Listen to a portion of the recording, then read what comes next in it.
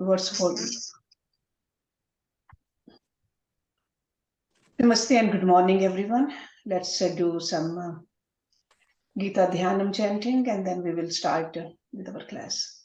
Om Parthaye Pratibodhitam Bhagavata Narayan Swayam Vyasen Gratitam Puran Munina Madhye Mahabharatam Advaitamrit Varshini Bhagavati Mashtadashadhyayane Am Tvam Anusandhame Bhagavad Gita Bhavatveshane नमो अस्तुते व्यास विशाल बुद्धे full Arvind आयत पत्र नेत्र येन तव्या भारत तैल पूर्णा प्रज्वलितो ज्ञान में प्रदीपा परपान पारी जाताए तोत्र वेत्र एक पाने ज्ञान मुद्राए कृष्णाए गीता अमृत दुहे नमः सर्वोपनिषदो गावो दोग्धा गोपाल नंदना पार्थो वत्सा सुधीर भोक्ता दुग्धम गीता अमृतम महत वसुदेव सुतम देवम कंस चानूरमर्दनम देवकी परमानंदम कृष्णम वंदे जगत गुरुम भीष्म द्रोण तटा जयद्रथ जला गांधार नीलोत्पला शल्य ग्रावती कृपेन वाहनी कर्णेन वेलाकुला अश्वत्थाम विकर्ण घोरमकरा दुर्योधन अवर्तने सोतीर्णा खलु पांडवै रन्नदी कवर्तका केशवा पाराशरे वत्सरोजमलम गीता अर्थगंधोटकम नानाख्यानक केसरम हरि कथा संबोधन अबोधितम लोके सज्जन शतपदैरहरः पेपिये मानम मुदा भूयाद भारत पंकजम कलिमल प्रध्वंसी न श्रेयसे मूकम करोति वाचालम पंगुम लंघ्यते गिरिम यत्कृपातमं वंदे परमानंद माधवम यम ब्रह्म वरुण इंद्र रुद्र मरुतः सुन्वन्ति दिव्यस्तवे वेदे सांग पद क्रमोपनिषदे गायन्ति यम सामगा ध्यानवस्थि तद्गतेन मनसा पश्यन्ति यम योगिनो यस्यन्तं न विदुसुर असुरगणा देवाय तस्मै नमः. So chapter 10 and verse number 41, that's where we're going to start our class. Lord Krishna says, Yat yat vibhuti mat sattvam shri mat urjitvam evava tat tat eva avagachatvam mam tejo ansh sambhavam. Yat yat means whatever. Vibhuti mat, glorious or opulent. Sattvam, being. Shri mat, prosperous. Urjitvam, powerful, glorious. Ev means also, va means or, tat tat, all that. Ev means only, avagach, no. Tvam means you, mam my. Tejo, tej ansh sambhavam. A manifestation or born of a part of my splendor. Part, ansh. So whatever that is glorious, prosperous, or powerful in any being, that you should know to be a manifestation of a part of my splendor. Just a part.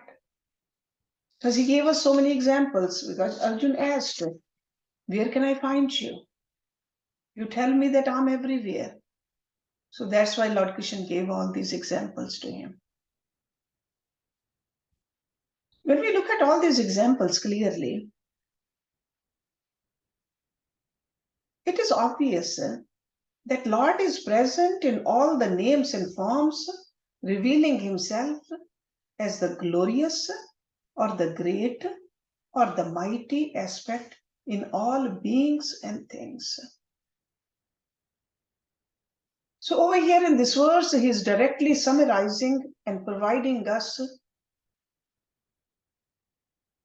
through Arjuna with an essay test in knowing what exactly constitutes the divine presence in the world of polarity. How can we test? So whatever that is great or glorious or mighty is nothing but the expression of a ray of Lord's own infinite radiance. So this is just a summary, what he has given. Just few examples. The great one in the whole species, or the noblest one, or the most glorious thing, or even a happening, or as the most mighty among all that, whatever is powerful.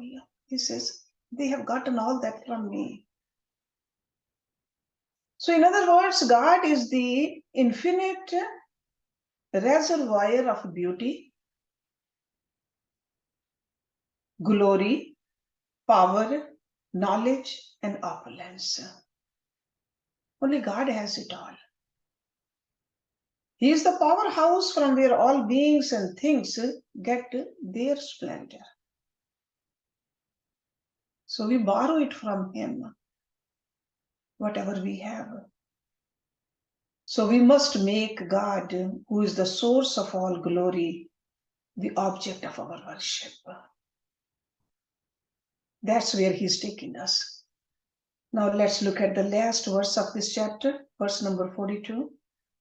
Athva bahuna eten kim gyaten tav arjuna vishtbhay aham idam kritsanam ek anshen sthita jagat. Athva, or bahuna, by many, or like a detailed. Eten, by this. Kim, what? Gyaten, no. Tav means you, Arjuna. Vishtbhaya, supporting or pervading. Aham, I. Idam, this. Kritsanam, entire or all. Ek anshen, by one part. Or just like a fraction.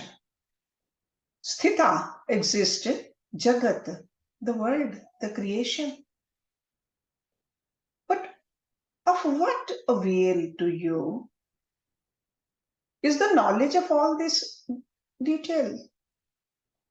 O Arjun, I exist supporting this whole world by one part of myself, ekansha.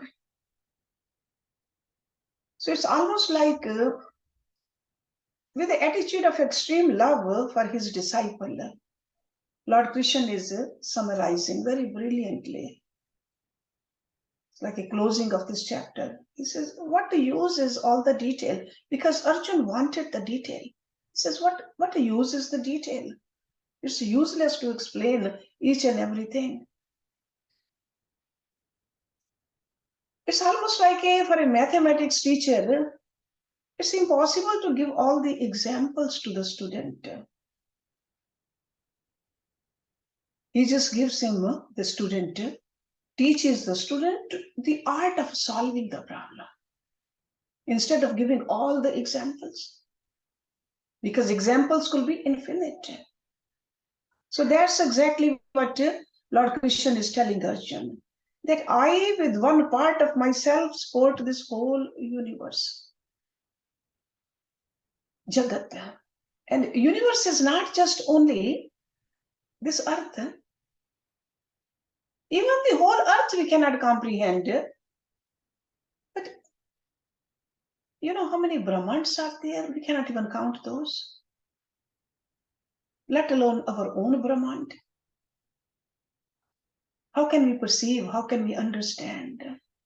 And on top of it, this Jagat word he's using, it implies much more than the gross terms of the universe in English.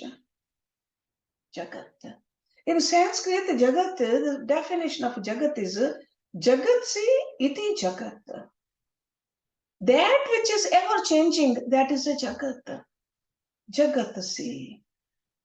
So that means the sum total of the world perceived by the senses, plus the world of my emotions, my sentiments, plus the world of my ideas, ideologies, all that is the Jagat, not just only the physical things. So in other words, the Jagat means all the fields or experiences which are capable of, a human being are capable of. as through the physical body, as a psychological being, or as an intellectual entity. That's all is Jagat. Because we know the ideas change, the thoughts change, the planets change, our body changes, relationships change, all that is Jagat. So Jagat si iti Jagata.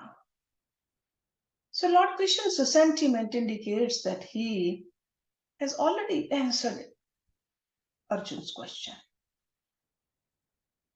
Because he revealed many amazing aspects of his splendor. So he says that magnitude of his glory cannot be judged even from the sum total of it all.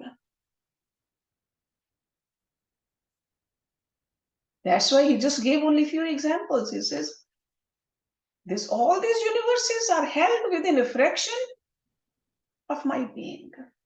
Fraction. Ek ansha. So the whole Jagat is supported by a portion of his own glory. This statement has got yet another philosophical declaration.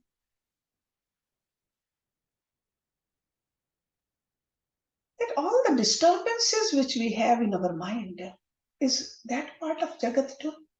Of course. Any kind of agitation, that's also our Jagat. Any kind of a happening is the Jagat. So we got to think it through. All that happens because the God's presence in us. So it's his power which is making everything happen. So we'll just end this chapter over here. And next chapter, chapter 11, the title is Vishwarupa Darshan Yoga. Because theoretically Arjuna heard it all. But we'll see that in this chapter, he wants a practical demonstration also. So if somebody says that particular place is so beautiful, explains it to us, we are really in awe, but then we would like to see that place too. So that is a demonstration, and this is what Arjuna is asking now. So this chapter starts with Arjun's request. He says, Mad anugrahai paramam guhyam adhyatma sangitam yat tavya uktam vachatena moha ayam vidata manu. Mad anugrahe. Out of compassion towards me,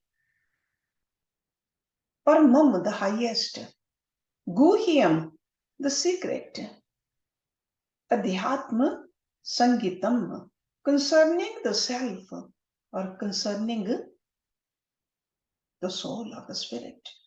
Adhyatma sangitam.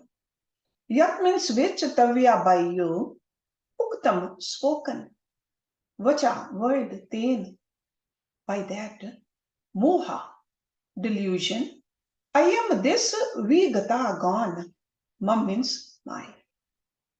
So Arjun says, by this words of the highest secret concerning the soul, which you have spoken out of compassion towards me, my delusion is gone. So Arjun is expressing that his complete satisfaction at the details regarding the glories of the Lord which were described in the previous chapter. He says, out of compassion, you have given me all those examples. He says, I appreciate it. So that's why he's confessing over here. He says, my delusion is gone. But we all know that removal of a delusion or a misunderstanding is not in itself the acquisition of the knowledge of the real. So that means the removal of delusion is one aspect of the process of knowing the truth. So that's why he says, my delusion is gone. And he is realizing and expressing it to his teacher that out of compassion towards me, you have given me all the detail, and I'm thankful. But continuation of this, let's look at in the next verse what he says.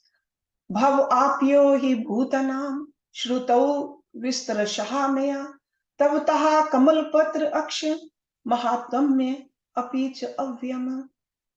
Bhav apyo, origin and the dissolution. Okay? Bhav apyo. He means indeed bhutanam of beings. Shrutau have been heard. Vistarasha in detail. Maya means by me. Tavata from you. Kamal patra aksha, O lotus-eyed. Kamal is the lotus. Aksha is the eyes. Mahatamyam, greatness. Api means also, cha means and, avyam, inexhaustible. The origin and destruction of beings verily have been heard by me in detail from you. O lotus-eyed Krishna, and also your inexhaustible greatness.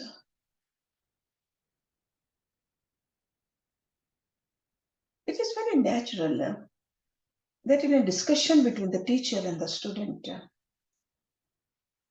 that at the end of a difficult lesson, student needs to tell the teacher that I'm satisfied, that I'm understanding it. So if the student has not understood sufficiently, teacher doesn't like to move forward. So this is like a very traditional method. We see that in the other Upanishads also, and we see it in this dialogue also. So Arjuna is trying to show Lord Krishna that he has completely understood the main theme of the last chapter.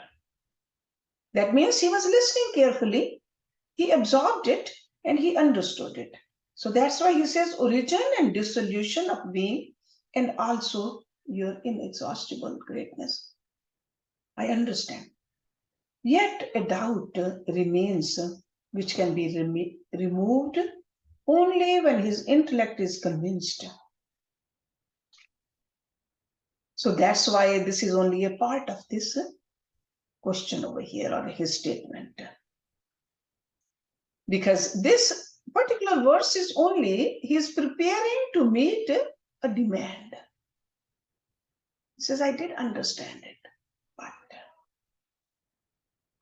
a true teacher must help out his students openly. But the student has to be ready to absorb and pay attention. This is what we see in these discussions or the dialogues over here. Arjuna says, I do understand.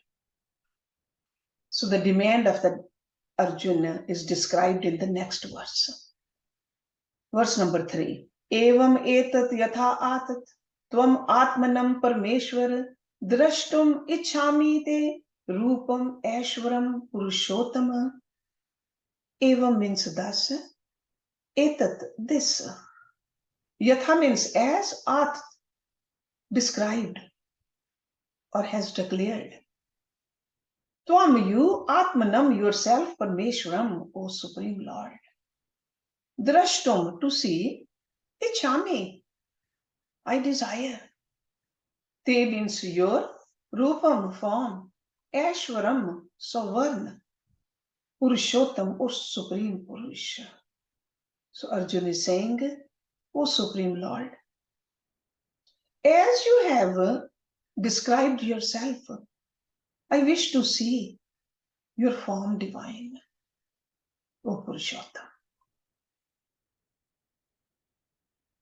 So this evam etat, this is an idiom in Sanskrit. It's almost like a so be it when we say that in English. Evam etat. So Arjuna accepts the technical thesis that has been declared by his teacher, Lord Krishna. So intellectually, it has been satisfactorily proved that the Lord is immanent in all names and forms. So Arjuna says, I desire to see your Ishwar form though.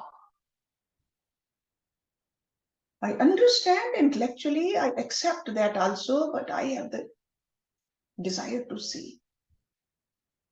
I know you have the infinite wisdom, infinite strength, infinite virtue, extreme omnipotence or omnipresence. All that I understand. Because there are 6 qualities that are described in our scriptures for Ishwar. 6 qualities. Shat Aishwarya. Omnipotence, infinite wisdom, strength, virtue, splendor, and extreme dispassion. These are the 6 Aishwaryam, they say. Okay.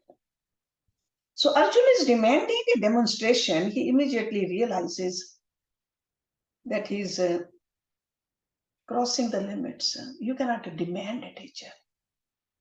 You can request a teacher, but not demand a teacher.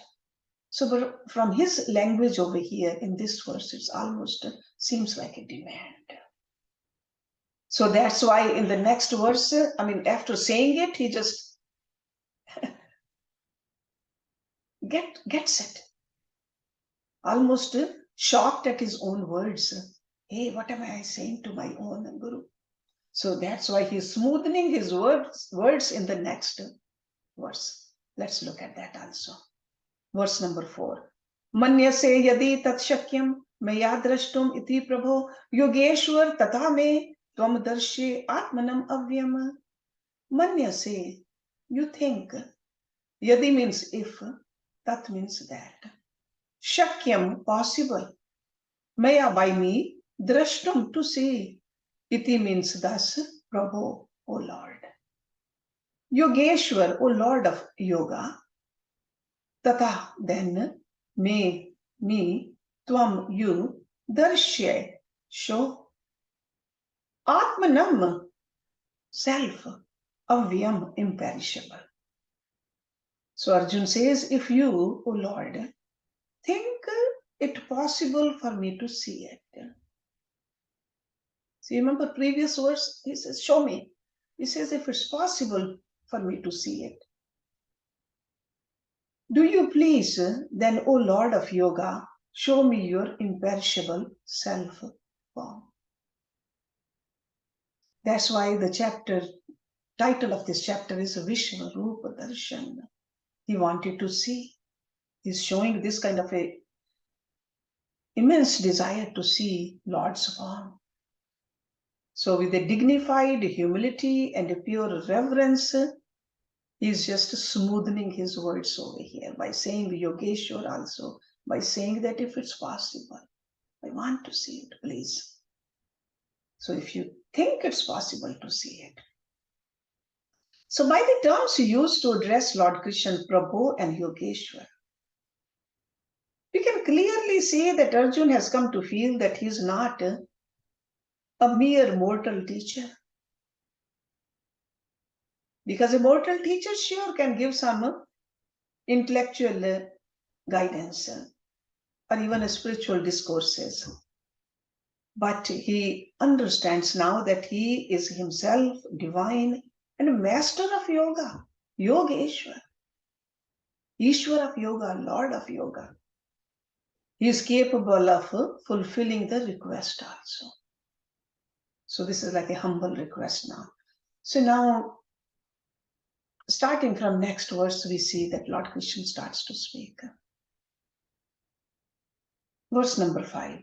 Pashye me partha rupani shatisha ath sahasrasa nana vidhani divyani nana varn akritini cha. Pashye, behold.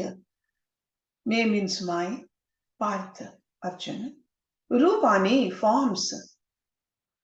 Shatisha, by hundreds. Ath means and sahasrasha, by thousands. Sahasra means thousand. Nana vidhani, of different sorts. Divyani, divine. Nana varna akritini, of various colors and shapes. Varna and akriti. Akriti is the shape, varna is the colors. Cha means and. So Lord Krishna is saying, behold, O Parth, my forms by hundreds and thousands of different sorts and divine of various colors and shapes. Behold. It was not necessary for Lord Krishna to change himself. He was a cosmic person. He was avatar.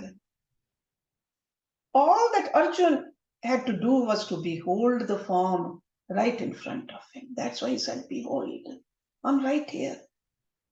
But unfortunately, the instrument of perception was not tuned up for the object of his investigation. With those eyes, he could not behold. Arjun could not perceive that which was already in Krishna. He could not see that. We know that that which is lying beyond the focal length of a telescope cannot be viewed by the observer. Even though the object is there, but the tuning is not there. In order to bring the farther object within the span of the vision, the observer will have to make the required adjustment to the telescope.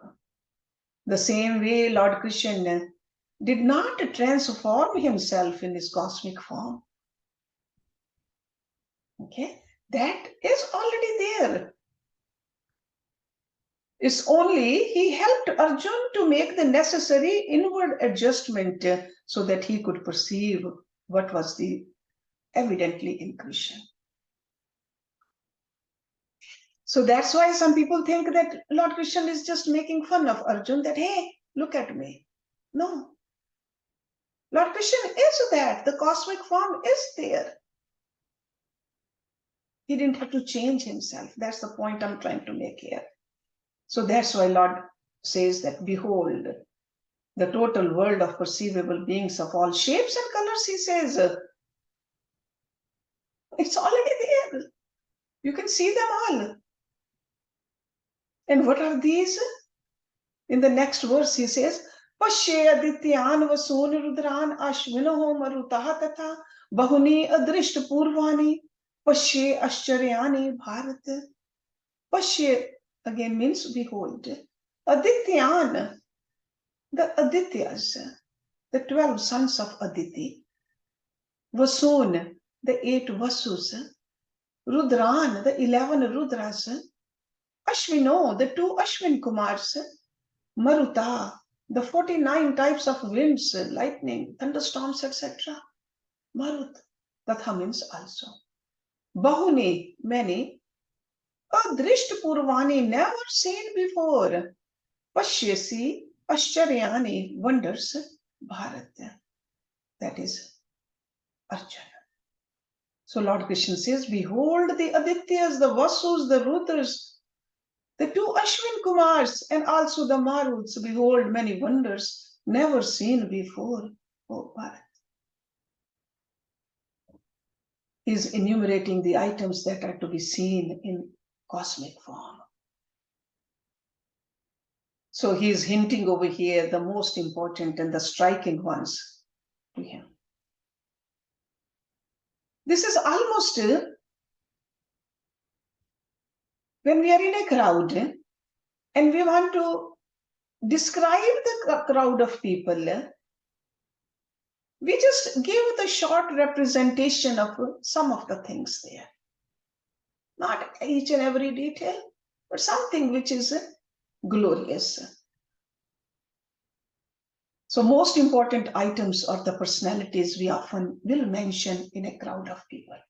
And the same thing is over here. Lord Krishna is saying, look at Adityas, Vasun, Rudra, Ashwin, Maruta. And you are familiar with most of them because most of them were mentioned in the last chapter also. Okay, we talked about those. But there are Ashwin Kumars we did not talk about in the last because it was not mentioned. Who are the Ashwin Kumars? They are the horsemen twins.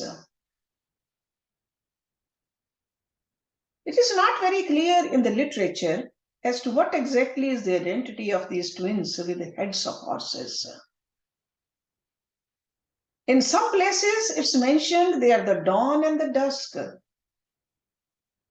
The other places, it's mentioned as morning star and evening star.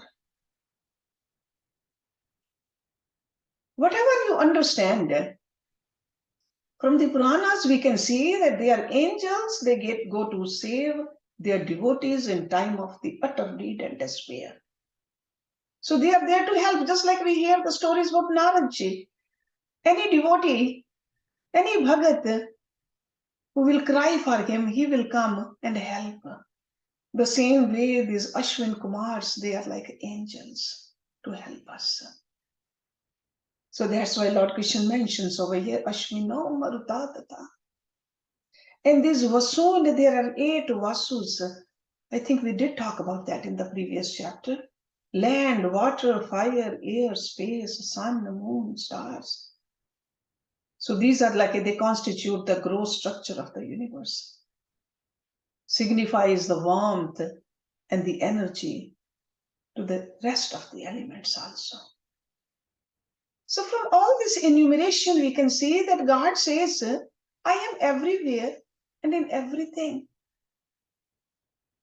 You can choose anything, and if you tune up your own mind towards it, you will see me. I'm not far. I'm right there in front of you. So he has given us the examples also. But now when he sees Arjun's burning desire to see, so he's starting out like this. So we'll continue with verse number 7 next week. And we'll see that it's just like such a beautiful relationship between this student and the guru. This student, the Shishya is of the highest caliber. And the guru is God himself. That's why we never get tired of learning from Bhagavad Gita. We want to read it again and again and again and again. Because there is so much there to learn and so much there to practice also. So we'll continue with verse number 7 next week. Om Purnamada Purnamidam Purnat Purnamudachyate Purnasya Purnamadaye Purnameva Vishishyate Om Shanti Shanti Shanti Om. Thank you very much.